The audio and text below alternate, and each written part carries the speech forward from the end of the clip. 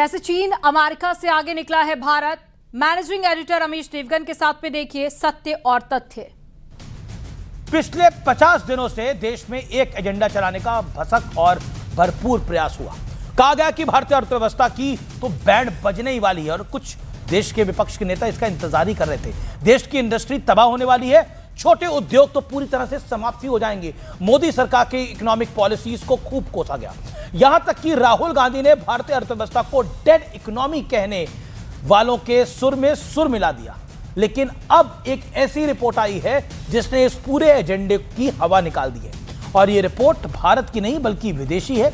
मैं विदेशी शब्द पर इसलिए जोर देकर बात कर रहा हूं क्योंकि हमारे देश में विपक्ष को अपनी सरकार पर नहीं बल्कि विदेशी रिपोर्ट्स पर बहुत भरोसा होता है। इसमें कोई दो राय नहीं है कि युद्ध के चलते ग्लोबल इकोनॉमी को भारी नुकसान हुआ है। क्या सुपर पावर, क्या डेवलप्ड नेशंस और क्या डेवलपिंग नेशन सब इसकी चपेट में आ रहे हैं और यह भी कहा जा रहा है कि आने वाले दिनों में इन तमाम देशों के लिए संकट और गहरा हो सकता है।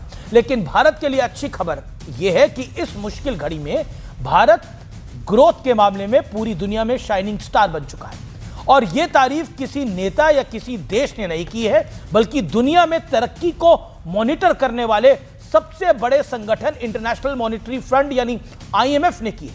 आईएमएफ की लेटेस्ट रिपोर्ट के मुताबिक वित्त वर्ष 2026-27 में भारत 6.5% की रफ्तार से तरक्की करेगा। इससे पहले जनवरी में भी आईएमएफ ने रिपोर्ट जारी की थी, तब भारत की ग्रोथ 6.4% रहने का अनुमान जताया गया था। जनवरी वाली रिपोर्ट का मतलब यह है कि तब ईरान और अमेरिका वाला युद्ध शुरू नहीं हुआ था, लेकिन युद्ध के बाद अगर भारत की ग्रोथ रफ्तार बढ़ रही है तो यह अपने आप में सबसे बड़ा सबूत है कि मोदी सरकार ने युद्ध के दौरान सबसे बेहतरीन पॉलिसी अपनाई है, जिसका रिजल्ट इंपैक्ट अब पूरी दुनिया के समक्ष आएगा, सामने आएगा। अब मैं हर भारतीय को फील गुड करने वाला एक आंकड़ा दिखाता हूं।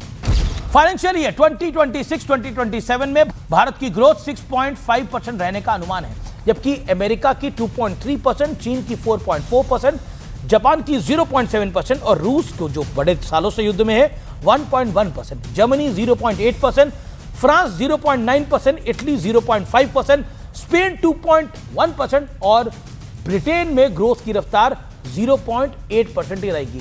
इस डेटा से साफ है, स्पष्ट है कि भारत की तरक्की वाली सुपर स्पीड के आगे दुनिया के बड़े बड़े देश भी नहीं टिकते हैं। दुनिया मंदी यानी स्लो डाउन के डर में जा रही है, लेकिन भारत की इकोनॉमी उड़ान भर रही है। और बात सिर्फ एक रिपोर्ट की नहीं है, वर्ल्ड बैंक ने कहा है कि भारत की ग्रोथ स्पीड 6.6% हो सकती है, जबकि एशियन डेवलपमेंट बैंक यानी एडीबी ने इसको 6.9 तक पहुंचने का अनुमान जता दिया है। अब मैं आपको एक और इंटरेस्टिंग फैक्ट बताता हूं।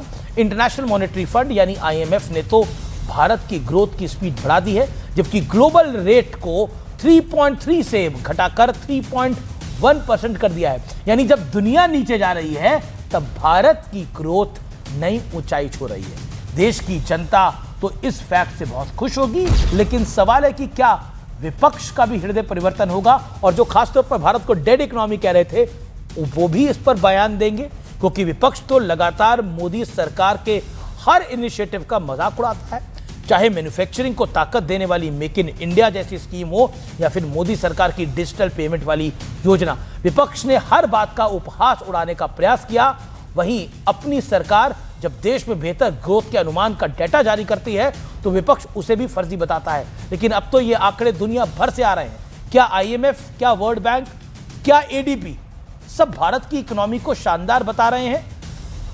वैसे विपक्ष चाहे जितना भी लड़ ले, सरकार पर सियासी हमला कर ले, लेकिन आंकड़ों से लड़ाई नहीं लड़ी जा सकती। Numbers are always right.